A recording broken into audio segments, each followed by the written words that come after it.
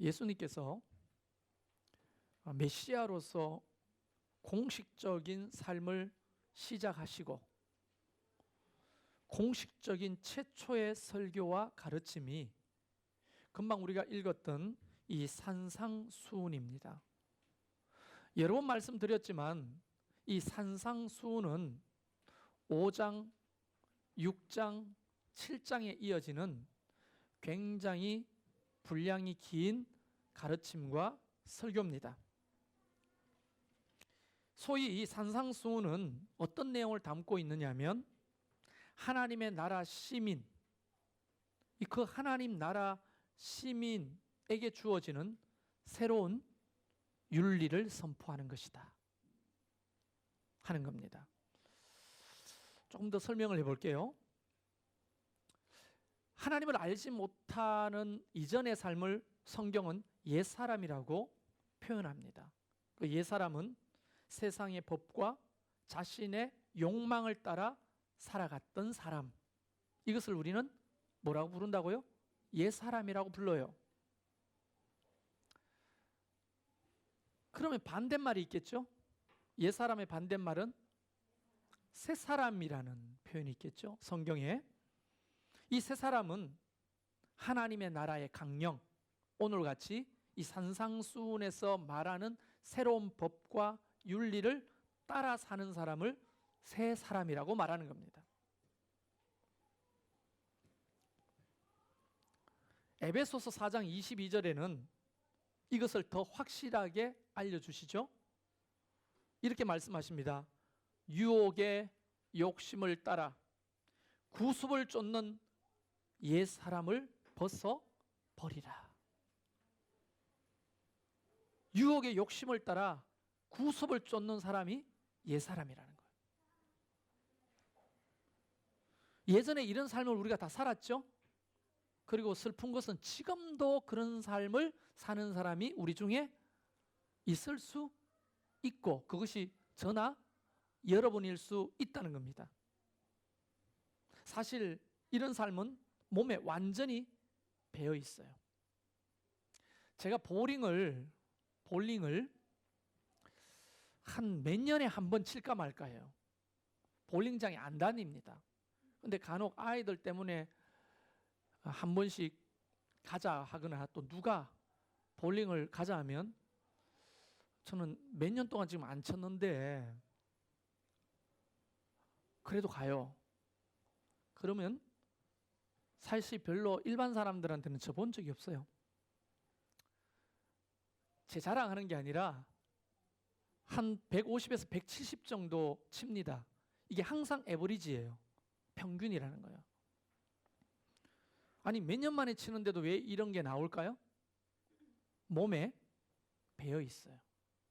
볼링이. 그래서 2년 3년 만에 쳐도 이 점수가 나오는 거예요. 그래서 어느 날 아들내미가 자꾸 도발을 해오는 거예요. 아빠 나한테 이길 수 있어요. 아빠 나한테. 근데 내가 가짜나 가지고 너 정도는 내가 뭉갤 수 있지. 10년에 한 번 쳐도 너는 이길 수 있다. 이러고는 5만 원 내기를 했어요. 갔는데 제가 그때 178이 나왔습니다. 이 정도 점수는 일반 사람들에게 굉장히 높은 점수죠. 그런데 그 놈은 190이 넘었어요. 아, 까불면 안 되겠구나. 제가 얘기하고 싶은 것은 몸에 배인 것은 잘 잊어버리지 않습니다. 우리는 옛사람이 몸에 배어 있어요. 그래서 주님이 말씀하시는 거예요. 고린도 후서 5장 17절 그 유명한 말씀이죠. 이전 것은 지나갔으니 보라 새 것이 되었도다. 새 사람을 입으라는 거예요. 그래서 사실은 나는 가만히 있는다고 새 사람이 되는 게 아니고 내 의지를 가지고 하나님이 선포하신 새 율법, 그러니까 이 산상수훈에 가리키는 천국 시민으로서의 새로운 표준을 따라 살려고 하는 것이 굉장히 중요한 겁니다. 그럴 때 은혜가 임하는 거예요. 따라 살려고 할 때 은혜가 임해서 감당할 수 있도록, 따라 살 수 있도록 은혜를 베풀어 주시는 거죠. 그래서 산상수훈은 새 사람들, 곧 제자들이 따라 살아야 할 새로운 헌법 질서다, 이렇게 말씀드릴 수가 있겠습니다. 그리고 또 하나의 역할은 이 산상수훈을 선포하시면서 어떤 목적을 가지고 있느냐면 현재 인격과 또 현재 신앙의 수준을 잴 수 있는 표준을 주셨다 하는 거예요. 제가 얼마 전에 분당에 있는 차병원에서 종합검진을 받았습니다. 그리고 2주 만에 종합검진표가 책자처럼 날아왔어요. 그래서 머리부터 발끝까지 머리털까지 다 이렇게 건강한지 아닌지를 체크하는데 너무 복잡하더라고, 그 결과표가. 그런데 그나마 내가 건강한지 안 건강한지를 알 수 있도록 그 표는 어떻게 되어 있냐면 표준이 정해져 있어요. 예를 들어서 콜레스테롤이 높으냐 낮으냐는 예를 들어서 표준, 건강한 사람은 여기서부터 여기까지입니다 하고 빨간 줄을 이렇게 쳐놨어요. 그리고 내 표준은 이거를 지나쳐 있는 거죠. 그런데 만약 저한테 콜레스테롤 수치가 130입니다 라고 하면 이게 높은지 낮은지 알 수 있어요, 몰라요? 의사가 아닌 이상 모르잖아요. 그래서 그 도표에는, 책 같은 도표에는 항상 표준을 정해져 있어요. 표준. 혈액 검사를 하더라도 표준치가 딱 건강하면 이 바운더리 안에 들어가고요, 이게 부족하거나 많습니다라고 하는 표준을 우리한테 제시하지 않으면 우리는 그 결과표를 보고도 이게 높은 건지 낮은 건지 모르잖아요. 그래서 굉장히 중요한 거예요, 표준서는. 이 산상수훈은 우리의 인격과 신앙이 건강한지 바르게 가는지를 재볼 수 있는 표준선으로 또한 주셨다는 겁니다. 그래서 우리는 자꾸만 어디에 대입해봐요? 내 인격과 삶을 이 하나님이 제시하신 천국 시민의 표준선에 나를 자꾸만 대입해봐야 되는 거예요. 그래야 내 신앙과 신앙의 수준이 제대로 가고 있는지 병들었는지를 볼 수 있기 때문입니다. 그래서 성경 전체는 영어로 캐논이라고 말하는 거죠. 캐논, 정경. 이게 사전적 표현은 뭡니까? 기준 또는 자라는 거예요. 자, 30cm 자. 눈금 있죠? 이게 정경이라는 게 캐논인 거예요. 이게 기준이 되는 거예요. 근데 옛사람은 어디에 기준을 잡아요? 자기의 경험, 자기의 지식, 그리고 자기가 알고 있는 옛사람의 품성의 기준을 잡고 있는 거죠. 그리고 세상이 정해놓은 기준에 내가 맞추려고 하는 거죠. 그런데 새사람은, 하나님 나라의 사람은 세상의 기준이 아니라, 자신이 만들어 놓은 기준이 아니라 하나님이 제시하신 기준에 내 자신을 맞추려고 하는 사람이 천국의 시민이라는 거예요. 그러면 설교를 본격적으로 하기 전에 이미 이 사실만으로도 우리가 얼마나 병들었는지 또 얼마나 건강한지를 충분히 체크해 볼 수 있죠. 다시 말하면 우리 교회가 병들었는지 건강하게 가고 있는지를 체크해 볼 수 있는 거죠.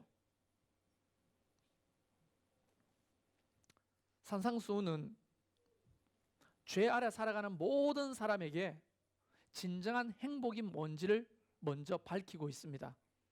성경에 보면 우리가 읽지는 않았지만 팔복은 이렇게 시작하죠. 심령이 가난한 자는 복이 있나니. 그렇죠? 그런데 헬라어 원문에는 복이 있나니라는 단어부터 시작합니다. 이 문법이 달라요. 복이 있다, 이렇게 시작하는 겁니다. 어떤 사람이? 심령이 가난한 사람이. 또 복이 있다, 어떤 사람이? 애통한 사람이. 복이 있다, 어떤 사람이? 의에 줄이고 목마른 사람이. 이게 복이 있는 것을 먼저 선포하시는데요, 이 복이 있다는 마카리오이라는 말을 쓰는데요, 하나님 나라의 첫 선언인 겁니다. 예수님이 메시아로서 공식적인 설교를 처음 시작하시면서 첫 말이 뭐냐? 복이 있다. 사람들이 전부 다 귀가 솔깃하겠죠? 그런데 우리가 생각하는 그 복이 아니에요. 여기는 해피, 행복을 말하는 거예요. 행복할 수 있다, 이렇게 말씀하시는 거예요. 죄 아래 있으면 행복이 사실 없죠. 그런데 하나님이 행복이 있다 이렇게 선언하시는 거예요. 아주 수준 낮은 질문을 한번 해볼까요? 행복하고 싶어요? 불행하고 싶어요? 이게 말이야 막걸리야? 이런 질문을 왜 합니까? 당연히 모든 사람들은 예수를 믿든지 안 믿든지 행복하기를 원하잖아요. 2000년 전 사람이나 지금이나 다 똑같을 거예요. 행복하기를 원할 겁니다. 그래서 주님은 첫 설교를 행복이 있다. 어떻게 하면요? 하면서 설명을 하고 계시는 거예요. 참된 행복이 이 오늘 하나님의 말씀 속에 기록되어 있는 겁니다. 천국 시민은 제시한 그 표준을 따라 살 때 인간으로서 가장 행복하다고 선포하고 계시는 거예요. 이것에서 멀어지면 멀어질수록 반대로 사람은 근본적으로 불행해진다고 말씀하고 계시는 거예요. 저는 또 여러분은 다 행복을 원합니다. 아, 나 행복 싫은데 하는 사람은 아무도 없을 거예요. 애나 어른이나. 그렇다면 우리는 무엇보다 귀담아 들어야 합니다. 행복하고 싶다면 하나님이 제시하신, 예수님이 직접 제시하신 이 천국 백성의 표준을 귀담아 듣고 따라갈 때 진정한 행복이 있는 거예요. 가장 강력한 거짓말은 뭔가를 소유하면 행복해질 거라고 하는 세상이 만들어 놓은 기준이에요. 행복은 소유에서 나타나지 않습니다. 소유한다고 행복해지지 않습니다. 근데 세상은 온통 이것을 사면, 네가 돈 주고 사가지고 소유하면 행복해질 거라고 광고하거든요. 네가 이것을 사서 먹으면 행복해질 거라고 말하거든요. 네가 이것을 사서 얼굴에 바르면 행복해질 거라고 말하거든요. 세상은 온통 소유하면 행복해질 거라고 가르치고 온통 세상이 다 그렇게 흘러갑니다. 그래서 소유하려고 하죠. 목숨을 걸고 소유하려고 하죠. 그런데 성경은 간혹 정반대 이야기를 하고 계십니다. 내려놓을 때, 나눌 때 행복해진다고 말씀하고 계시는 거예요. 그럼 우리는 이 두 갈림길에서 선택하며 사는 거죠. 자기도 모르게. 어떻게 선택해요? 소유하는 쪽으로 가든지 아니면 하나님이 주신 소유를 나누든지 둘 중에 하나의 길을 자기도 모르게 선택해서 사는 거예요. 소유하고자 따라가는 사람은 옛 사람일 것이고 소유한 것을 나누고자 하는 사람은 새 사람일 것입니다. 여러분, 진리는 굉장히 배타적인 거거든요. 간혹 예수 안 믿는 사람에게 이 복음을 전하다 보면 이런 주장을 합니다. 그것만 진리라고 왜 자꾸 우기냐고. 왜 기독교에만 진리가 있다고 자꾸 우기냐고. 그러면 다른 종교나 가르치면 다 뭐 거짓이라고 말하냐고. 그건 너무 독단 아니냐고. 독선 아니냐고. 그러면서 사람들이 합니다. 기독교는 너무 독선적이고 이기적이라는 거예요. 그들이 증명하고 있는 거예요. 왜? 우리가 주장하는 것이 진리라고 하는 것을 반증하고 있는 거예요. 진리는 독단적입니다. 왜냐하면 진리는 다른 것과 섞이지 않아요. 배타적이에요. 진리는 다른 것과 타협하면 진리가 아닌 것입니다. 그래서 진리는 세상 사람들이 볼 때, 또 누구든지 볼 때 논리적으로 굉장히 배타적이어야 합니다. 이것이 진리죠. 진리가 여기도 섞이고 저기도 섞이고 저것도 맞고 저것도 맞으면 그게 어떻게 진리가 될 수 있냐고요.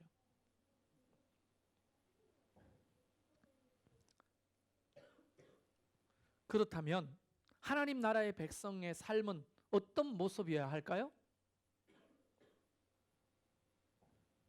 하나님이 부르신 자기 백성들, 그것을 우리는 에클레시아, 교회라고 말합니다. 교회는 어떤 모습이어야 할까요? 여러분, 조금 과거로 돌아가면 3500년 전에 모세가 시내산에서 뭘 받아요? 십계명을 받아요. 이스라엘 백성들이 그것을 순종할 거냐 불순종할 거냐는 본인이 선택했습니다. 그래서 순종하면 하나님이 은혜를 베푸셨고 불순종하면 하나님의 징계가 따랐습니다. 이게 십계명이에요. 산에서 받은 계명.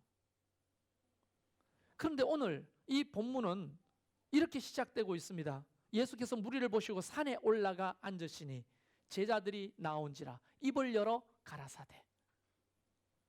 주님이 산에서 이제 새 율법을 선포하시는 거예요.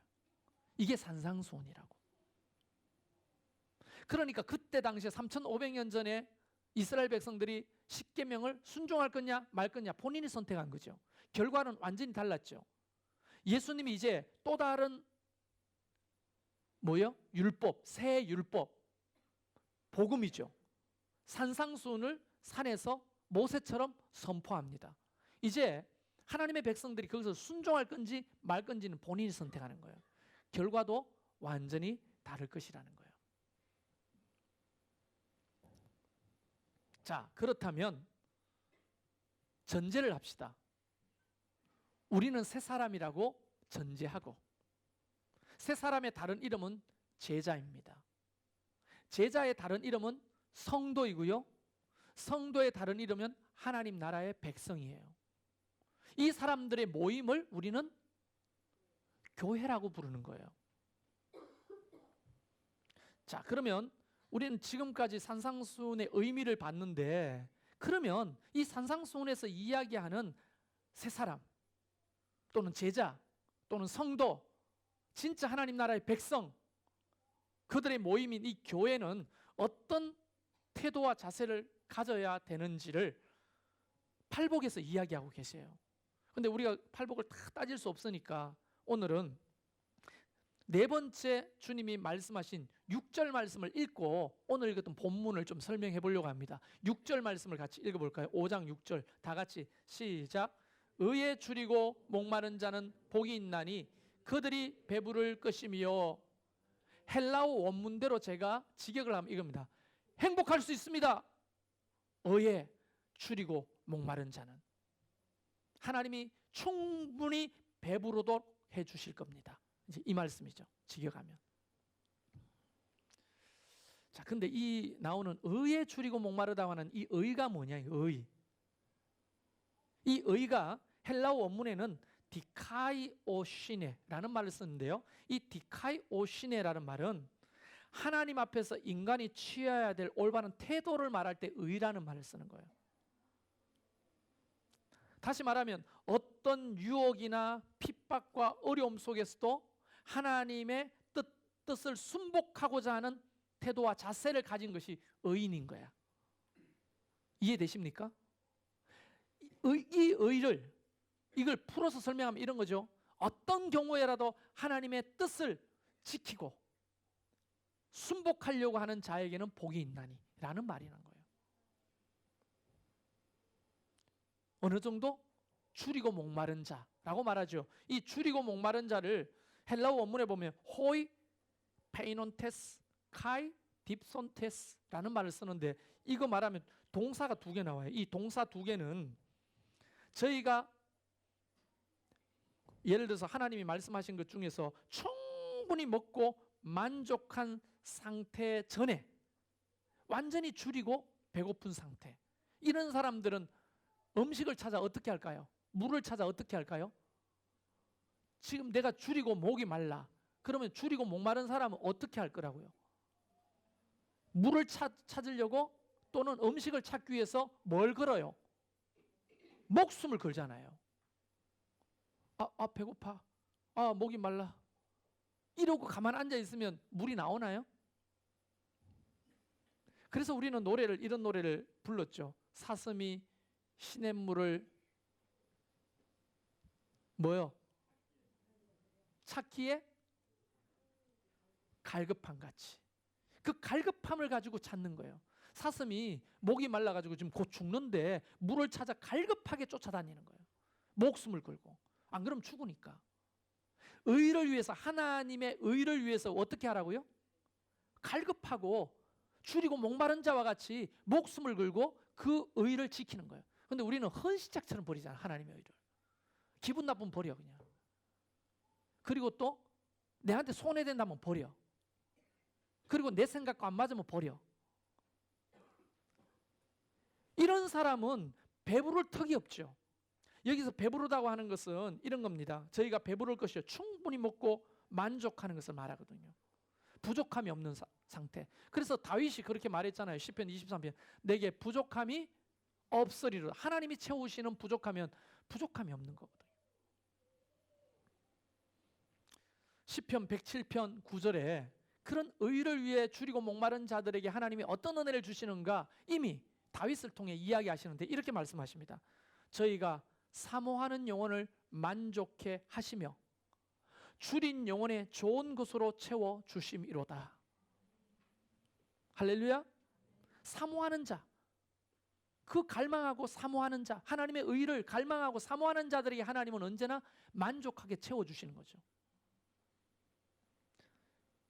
자기 목구멍을 채우고 자기 배를 채우는 사람은요, 하나님이 채움이 없죠. 그래서 요한복음 5장에 보면 6장이죠. 여러분 공부하고 계시죠? 6장에 어떤 사건이 있죠? 요한복음 6장 오병이어의 기적이 나오죠. 그 오병이어의 기적 사건을 보면 다음 날 12광주리가 남고 배부른 그들이 다음 날 또 주님을 찾아왔습니다. 뭐 때문에 찾아왔어요? 자기 배 채우려고. 그런 자들에게 그래 잘 왔다. 긍휼을 가지고 그래 잘 왔다. 배고프지? 하루 먹고 살기가 힘드니까 와라 또 줄게. 주님이 그렇게 말씀하시지 않았어요. 그들을 피하셨는데 결국은 주님을 찾아 배 타고도 막 주님 있는 들 막 찾아왔어. 갈급한 이 물을 찾아 다니는 사슴들처럼. 그 얼마나 갈급한 마음으로 찾아왔어요. 그러면 뭐라도 좀 주셔야 되잖아. 근데 뭐라고 하셔요? 자기 배를 채우는 자들을 향해서는 아주 단호하게 말씀하시는 거예요. 단호하게. 너희 목구멍이 무덤이라는 거예요. 그들을 원했던 것은 자기 배를 채우는 거예요. 너희들의 신은 배가 신이고 목구멍이 신이다. 이런 사람은 주님을 찾아왔지만 옛 사람입니까? 새 사람입니까? 그러니까 우리는 주님 앞에 기도하는 것들이 내 집 살라고 기도하고 무슨 사업 잘 되려고 기도하고 또는 뭐 출세하려고 기도하고 전부 다 하나님을 어떻게 자기 배를 채우는데 이용하려고 하는 사람은 옛 사람이 될 수밖에 없는 거예요. 거기서 한 걸음 더 나가야죠. 소유하는 게 죄가 아니에요. 하나님이 소유하시도록 은혜를 베푸시면 그 소유를 가지고 뭘 해야 돼요? 하나님의 나라와 의를 위해 쓰고자 해야죠. 그때 하나님은 그들을 채워주신다는 거예요. 할렐루야. 요한계시록 7장 16절 17절에도 그들이 다시는 줄이지 아니하며 목마르지 아니하고 해나 아무 뜨거운 것에 상하지도 아니하리니 이는 보좌 가운데 계신 어린 양이 그들의 목자가 되사 생명수샘으로 인도하시고 하나님께서 그들의 눈에서 모든 눈물을 씻어 주실 것임이니. 할렐루야. 다시 말하면 시편 107편은 현재 하나님이 배부르게 하실 것이고 요한계시록의 이 배부름은 미래에 하나님이 다 채워주신다는 거예요. 하나님의 의를 위해서 줄이고 목마른 자들에게 하나님은 배부르게 하시는데 이 배부름이 죽어서 배부름만이 아니고 현재 배부름과 미래의 배부름을 다 수용하고 있는 말씀이라는 거예요. 이런 약속이 우리에게 주어졌다는 거예요. 그렇다면 저와 여러분은 의에 줄이고 목이 말라야 되겠습니까? 아니겠습니까? 아니, 의에 줄이고 목이 말라야죠. 근데 여러분은 어디에 줄이고 목이 마르세요? 돈? 뭐예요? 목적이 선해야 가정도 합당하게 인정을 받는 거죠. 목적이 악하면 과정이 아무리 선해도 그것은 정당화될 수가 없는 겁니다. 우리가 뭔가를 할 때 목적을 정확하게 하나님이 원하시는 목적을 설정해 놓고 기도해야죠. 여러분이 부자가 돼서 뭐 하시게요? 여러분이 권세를 얻으면 뭐 하시려고요? 여러분이 건강해지면 또 여러분이 원하는 그 자격증을 따면 그 대학에 가서 졸업장을 따면 여러분 뭐 하시려고요? 끊임없이 우리는 그 목적을 물어봐야 하는 겁니다. 교회한테도 묻고 싶습니다. 건물을 새로 지어서 뭐 하게요? 사람들이 많이 모이게 해서 뭐 하게? 헌금이 10억이 나오고 20억이 나오면 뭐 하게요? 그걸 물어봐야죠. 뭐 하려고 그걸 원하냐고요. 그것이 하나님 나라와 의에 부합한 것이어야 하나님이 채워주시는 거죠. 지금 10월 한 달 디아코니아에 대해서 우리는 계속 이야기하고 있습니다. 우리 교회가 과연 건강한 교회인지, 제가 교회라는 단어를 쓸 때마다 뭘 생각하라고 했습니까? 자기 자신을 생각하라고 했죠. 교회가 과연 건강할까? 이 표준에 벗어나지는 않았을까? 그렇다면 우리는 어떻게 해야 되나? 이런 것들을 지금 10월 한 달 내내 말씀을 통해 나눠보고 있는 겁니다. 목사님이 어디 가가지고 세미나 갔다 오더니만 귀가 팔랑귀가 돼가지고 또 우리를 골탕 먹이려고 뭘 하재? 아우 힘들어, 짜증나. 저는 뭘 하자는 게 아니라 본래로 돌아가자는 거예요. 우리가 그동안에 개척해서 잘 해왔던 것들이 있는데 그것들을 어느 순간 자꾸만 우선순위가 뒤로 밀려가지고 우리는 새 사람의 옷을 입는 것이 아니라 자꾸 옛 사람의 옷을 입고 있다는 거예요. 그걸 신앙이라고 착각하고 그런 사람은 믿음 좋은 줄 알고 직분을 주고 뭘 세운 내가 너무 한심스러운 거예요. 우리는 지금부터라도 우리가 가는 길에 대해서 정확하게 진단해야 합니다. 그리고 그것이 하나님의 뜻이에요. 새로운 표준이고 그것으로 향해 가야 우리에게 뭐가 있어요? 행복이 있습니다. 진정한 배부름이 있는 거예요. 그래서 이런 말이 여러분에게 위로가 될지 모르겠지만 제가 하자고 하는 이 목적은 다 하나님이 우리 좋으라고 하라고 하신 거예요. 여러분에게 진정한 행복과 만족을 주시기 위해서 우리를 이끌고 계시는 거예요. 목사가 하자는 것 중에서 여러분이 앞으로 어디에서 신앙생활 하든지 잘 들어야 돼요. 저한테 좀 불리한 얘기입니다. 목사가 하자는 것 중에서 혜택을 보는 자가 목사인 것은 아무리 좋은 말을 하고 성경을 갖다 붙여도 그것은 주님의 뜻이 아니에요. 하나님이 하자고 했을 때 이 혜택은 모든 성도들과 목사가 골고루 나눌 수 있어야 합니다. 혜택이. 만약에 목사님이 하자고 하는 어떤 것이 목사 자신에게만 유익이 있는 것이면 그거는 여러분이 하지 말아야 돼요. 이해되십니까? 목자가 뭘 하자고 하는데 이게 목자한테만 유익이 있다 하는 걸 하지 말아야 하는 거예요. 그래서 우리는 모두가 정신을 똑바로 차려야 하는 거예요. 여러분 무시하는 게 아니고 반 농담 삼아 들으세요. 여러분 속이기가 너무 쉬워. 반은 진심이고 반은 농담이에요. 그런데 여러분 순진하니까 여러분 속여서 이끌고 가기가 쉬워요. 왜? 성경을 몰라도 너무 모르니까. 내가 맞다고 하면 다 맞는 줄 알고 따라와. 그러니까 여러분 속이기 쉽죠. 성도들이 무지몽매하게 돼가지고 맹목적으로 목사가 하자는 대로만 따라가는 거예요. 나는 저와 여러분이 그렇게 되지 않길 바랍니다. 제가 하자 하는 것 중에서 나만 유익된 것이 있다면 예전에 신천지가 그토록 나를 비방하고 욕했던 것처럼 내 좋은 거죠. 그죠? 그게 비리죠. 근데 돌아봤어요. 제가 복기를 해봤어. 내가 성도들로 하여금 같이 하자고 했을 때 그것이 나한테만 좋은 것들이 뭐가 있었지? 아무리 따져봐도 별로 없어요. 이 나 혼자 책강인지 모르겠어요. 혹시 여러분 생각하다가 목사님만 좋았던 게 있으면 저한테 개인 카톡을 주세요. 그러면 제가 들어보고 합당하면 회개하고 돌이킬게요. 근데 제가 여러분에게 하자 했을 때 나만 혜택을 보는 것이 아니라면 그것이 주님의 나라를 위한 것이고 여러분을 위한 것이라면 여러분은 반드시 순종 아니면 불순종 둘 중에 하나여야 된다는 거예요. 그래서 성경은 오늘 예수님이 팔복을 이야기하시고 이 팔복에 대한 이야기를 다시 한번 강조하시는데 바로 이렇게 말씀하십니다. 우리가 읽었던 본문이죠. 너희는 누구를 말하는 겁니까? 이 설교를 듣고 있는 제자들. 다시 말하면 새 사람이 된 제자들, 거룩한 하나님의 백성이 된 성도들. 그러니까 지금 잘 들으세요. 기분 나쁠 수 있어요. 만약에 지금 옛 사람이 앉아 있잖아요. 여기에 성도가 아닌 사람이 있으면 이거 굉장히 불편해요. 힘들어요. 이 말씀이 부담스러워요. 도망가고 싶을 겁니다. 그런데 새 사람이라면 갈망함이 생길 거예요. 사모함이 생길 겁니다. 왜? 이것은 최성열 목사의 말이 아니라 주님의 선언이었기 때문에. 너희는, 그러니까 새 사람들은 세상에 뭐라고요?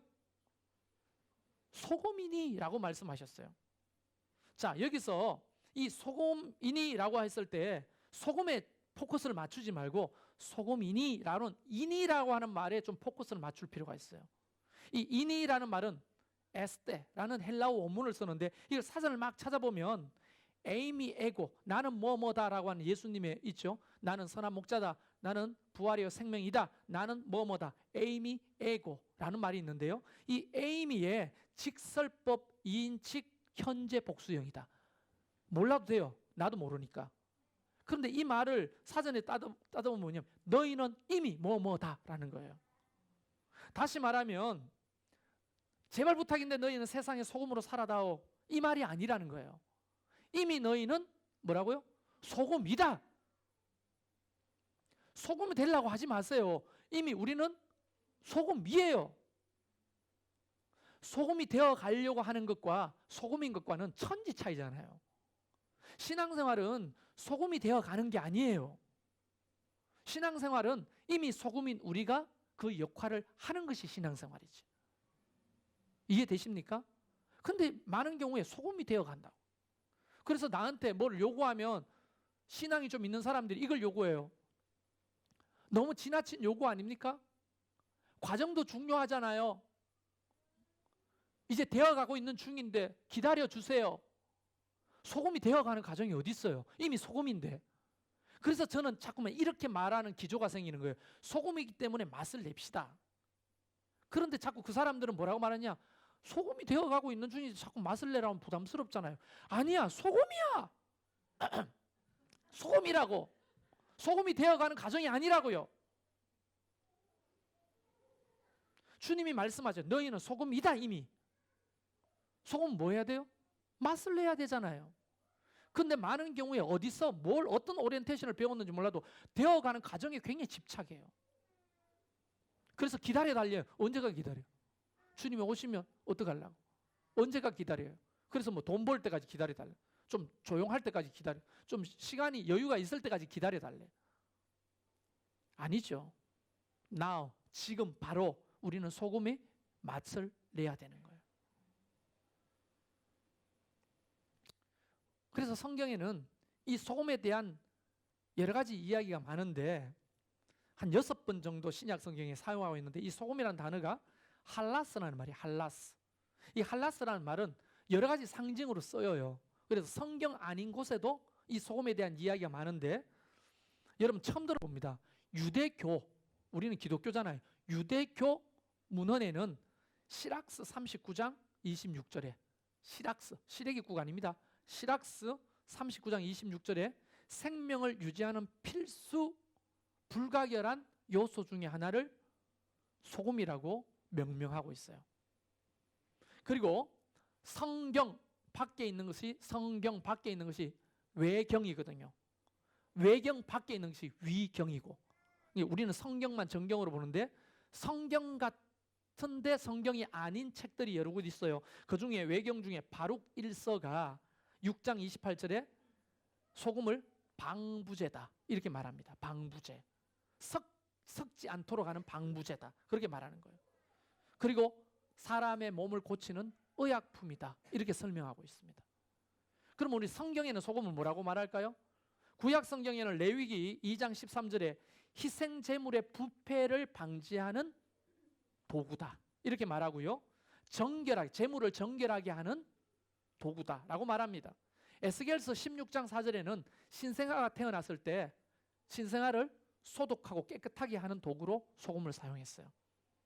그래서 성경의 소금은 뭐냐 하면 썩어져 가고 어둡고 병든 곳에 뭘요? 소금이 들어가서 맛을 낸다고 하는 것은 그들을 치유하고 그들을 섬기고 봉사하는 거예요. 그동안에 계속 핏대를 올렸던 디아코니아적 삶을 사는 것이 바로 소금의 삶이라는 거예요.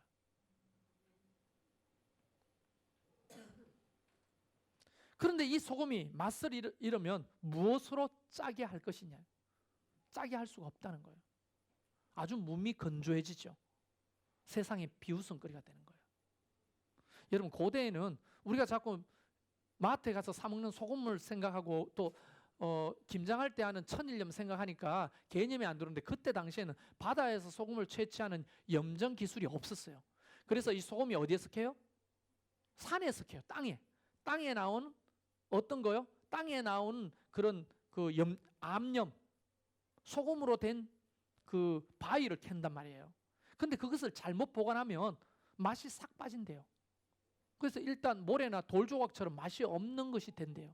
그러면 이제 그걸 쓰려고 맛을 보잖아요. 근데 아이고 어떡하냐, 다 버렸네. 그때는요, 금보다도 소금의 가치가 훨씬 더 높은 시대가 있었거든요.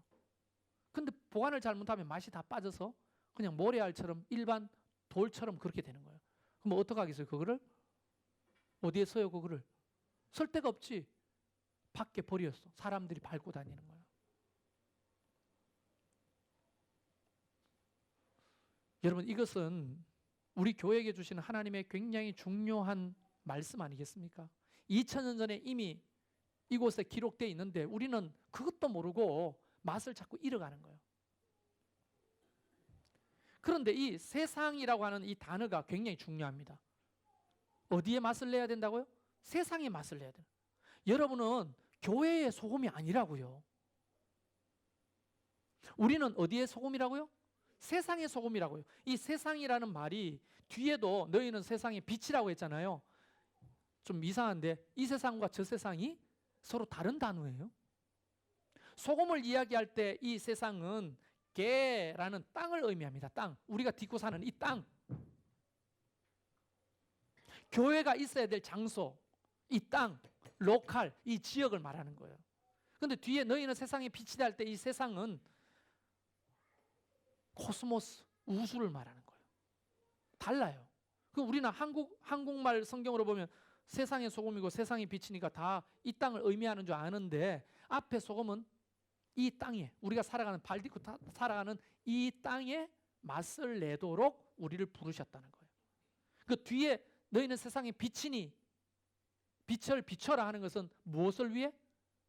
우주, 코스모스, 우주를 위해 빛을 비춰라는 거예요. 자, 이것은 좀 이따 설명하고, 어쨌든 우리는 소금인데 이 소금이 맛을 잃어가면 안 되는데, 이 진접 오남 장년 지역에서 그 교회가 어떤 맛을 내고 있느냐 하는 거지. 우리가 맛보는 게 아니라 세상 사람들이 어떤 맛을 보냐는 거죠. 우리 교회를 통해서. 만약에 맛을 잃으면 밖에 버리고 밟힐 뿐이라는 거예요. 손가락질 받고 비웃음거리가 될 뿐이라는 거잖아요. 그리고 두 번째, 너희는 세상의 빛이다. 이렇게 말씀하십니다. 빛은 사실 우리가 빛이 아니죠. 누가 빛이세요? 하나님이 빛이죠. 하나님의 속성이 빛이시죠. 그래서 빛, 포스. 아, 저 사람 포스 있네. 이 빛이 있는 거예요. 아우라가 있다는 거예요. 요한일서 1장 5절에 하나님은 빛이시니라 이렇게 말씀하셨고, 요한복음 1장 7절에도 나는 세상의 빛이다. 빛으로 왔다. 이렇게 말씀하시죠. 예수 그리스도가 빛이라는 거죠. 그런데 하나님을 믿고 복음을 받아들인 주의 제자들은 다 빛의 자녀가 되는 거예요. 할렐루야. 그게 에베소서 5장 8절부터 제가 읽어드릴게요. 보세요. 너희가 전에는 어둠이더니 이제는 주 안에서 빛이라. 빛의 자녀들처럼 행하라. 빛의 열매는 모든 착함과 의로움과 진실함에 있나니. 보세요. 빛의 열매는 우리의 삶의 태도라는 것을 이야기하잖아요. 이 예배당에 와가지고 새벽 기도하고 철야하고 방언 터지고 따따따따 붙따따 하는 게 빛의 열매가 아니라는 거예요. 세상에서 뭐를? 착함과 또 뭘요? 의로움과 그 다음에 진실함으로 사는 것이 빛이 해야 될 일이라고 하잖아요. 그리고 10절에 주를 기쁘시게 할 것이 무엇인지 시험해 보라. 이게 맞는지 안 맞는지 한번 시험해 봐라. 11절에 너희는 열매 없는 어둠의 일에 참여하지 말고 도리어 책망하라. 여러분, 이 말씀을 받고 나는 여러분을 책망할 수밖에 없는 거예요. 우리가 만약에 빛의 자녀로서 살지 못하고 옛사람, 자기의 욕망과 욕정에 이끌려서 살아가는 사람에게 내가 책망을 못하면 목사가 못 되죠. 근데 책망하면 삐지잖아. 그래서 목사가 입을 닫는 거죠. 사꾼이 되어가는 거예요. 어제 어떤 자매들하고 만나가 이야기를 좀 했는데 길들여짐에 대한 이야기를 열변을 토했습니다. 그렇죠? 남편이 왜 그러냐? 네가 길들여서 그런 거다. 이 말이에요, 주제는. 우리 집 사람이 죽기 전에 그랬어요. 내 잘못이라고 막 자기가. 왜? 내가 당신을 그렇게 길들인 거야. 그렇죠. 늘 우리는 상대방을 길들이게 돼 있어요. 그래서 우리는 그렇게 살 수밖에 없는 거야. 여러분, 길들여진다고 하는 것이 무서운 거거든요. 여러분이 만약에 내가 권면하고 책망하는데 삐지잖아요. 그럼 내가 길들여져. 입 다물어야 되겠구나. 안 되겠구나. 말 안 해야지. 그리고 내 귀에 캔디 좋은 말만 하는 거예요. 듣기 좋은 소리만. 여러분 어떻게 될 거예요? 여러분의 삶에 여러분을 책망하는 사람이 한 명이라도 있어요? 잔소리 말고 하나님의 말씀으로 책망하는 사람이 한 사람이라도 있다면 제가 입 다물게요. 근데 없잖아요. 무서운 게 없잖아요. 주도권을 가지고 여러분 살잖아요. 적어도 여러분의 인생에 브레이크 걸 한 사람은 있어야 되는 거 아니에요? 그게 목사라고 저는 생각하는 겁니다. 데살로니가전서 5장 5절에 너희는 다 빛의 아들이요 낮의 아들이라 우리가 밤이나 어둠에 속하지 아니하나니. 모두가 다 어둠에 속하려고 할 때 우리는 빛의 자녀니까 빛에 속합시다. 주님의 말씀 아닙니까? 자, 그러면 아주 쉽게 이걸 정리하면 이렇게 될 수 있어요. 아니, 쉽게 정리할 수 있는 게 왜 이제 정리합니까? 이렇게 하실 수 있는데, 쉽게 정리하면 이런 거예요. 너희가 소금이다 하는 것은요, 우리가 딛고 살아가는 땅 속에서 우리의 태도를 말하는 거예요. 그들에게 선한 행실과 착함과 섬김, 다시 말하면 그동안에 계속했던 제목 뭐예요? 설교 제목? 디아코니아적 삶을 사는 것이 소금으로 사는 것이에요. 자, 그럼 빛으로 사는 것은 뭐예요? 예수 그리스도의 복음을 전하는 거예요. 그래서 사람뿐 아니라 이 모든 피조물이 복을 받는 거예요. 구원을 받는 거예요. 로마서 8장에 나오잖아요. 세상의 모든 피조물들이 하나님의 아들들을 기다리나니. 그 피조물이 왜 하나님의 아들을 기다려요? 그들도 인간의 죄 때문에 저주받았으니 우리가 선포하는 예수 그리스도의 복음을 통해서 다시 회복되는 거예요. 할렐루야. 그러니까 이 교회에게 주어진 하나님의 굉장히 큰 부르심은 이 세상 속에는 디아코니아적 섬김으로 사랑을 실천하고 그 영혼을 향해 우리는 복음을 선포하는 이 일을 하는 것이 빛과 소금이라는 거예요. 그런데 그 빛을 어디에 둬요? 말 아래 둔다는 거예요. 말 아래. 말이 뭐예요? 아줌마 쌀 두 말만 주세요 하면 말통으로 이렇게 들어줄 거 아니에요. 그게 말이에요. 곡식을 담는 통. 근데 그걸 어디에 썼냐? 옛날 사람들은 등자 안에 불을 붙여놓고 그걸 후 불면 어떻게 됩니까? 연기가 나고 쾌쾌한 냄새가 나. 그래가지고 연기가 안 나도록 손으로 우리는 초를 끄죠. 옛날 어른들은 손으로 잡아가지고 연기가 안 나도록 끄죠. 근데 그 사람들은 말통으로 덮어요. 불을 끌 때. 공기가 없어지면서 불이 꺼지는 거예요. 쾌쾌한 연기도 안 나고. 말 아래 둔다고 하는 것은 불을 끄트리는 거예요. 예수 그리스도의 복음의 불을 끄트리는 거예요. 자, 그러면 우리는 하나님의 부르심이 자명해졌어요. 아, 이건 최성열 목사님의 어떤 목회적인 철학을 위해서 자꾸 주장하는 게 아니구나. 이미 2000년 전에 예수님께서 부르신 새 사람들의 모임인 교회에 허락하신 지극히 중요한 명령이구나. 소금이 되고 빛이 되는 것. 어떤 태도를 가지고 의에 줄이고 목마른 자와 같이. 그런데 우리는 하나님의 의에는 관심이 없고 자기 배만 불리고 집 사고 싶은데 헌신하고 차 사고 싶은데 헌신하고 여행 가는데 헌신하고 맛있는 거 먹는 데만 헌신하는 거예요. 그게 나쁘다는 말이 절대 아닙니다. 저도 여행 가고 저도 차를 사고 저도 집 사고 싶고 저도 여행 맛있는 거 먹고 싶어요. 그것만 하는 게 문제라는 게 그리스도인은. 그걸 통해서 우리는 소금으로 살고 빛으로 살아야 되는 거예요. 이 지역 사회에서 그 교회가 소금이 되고 빛이 돼야죠. 그럼 뭐 할 겁니까? 내가 이렇게 찾아봤더니 어떤 교회는요, 청년들이 히트 목장, 두드림 목장 잘 들어보세요. 자기들이 소금으로 빛으로 살아야 되는데 할 게 없어. 아이디어가 없어. 그래가지고 매주 토요일마다 모여가지고 뭐 하냐면 동네 골목 청소하러 다니는 거예요. 조끼를 맞춰 입고 자기들이 청년들이 얼마나 진부합니까? 그게 촌스럽잖아요. 쓰레기 조끼를 뭐 새마을 운동 조끼 같은 걸 입고 청년들이 안녕하세요 인사하면서 동네방네 쓰레기 주우러 다니는 거예요. 그런데 어떤 역사가 일어났느냐? 그 동네에서 가장 많은 청년들이 모이는 교회가 되었다는 거예요. 청년들을 전도한 적이 없는데 이 소문이 무서운 거예요. 저 교회 어느 교회다? 봤더니 조끼에 어느 교회라고 적혀 있어. 근데 젊은 애들이 와가지고 쓰레기를 줍는 맨날 매주. 그런 거라도 우리 한 번도 안 해봤잖아요. 우리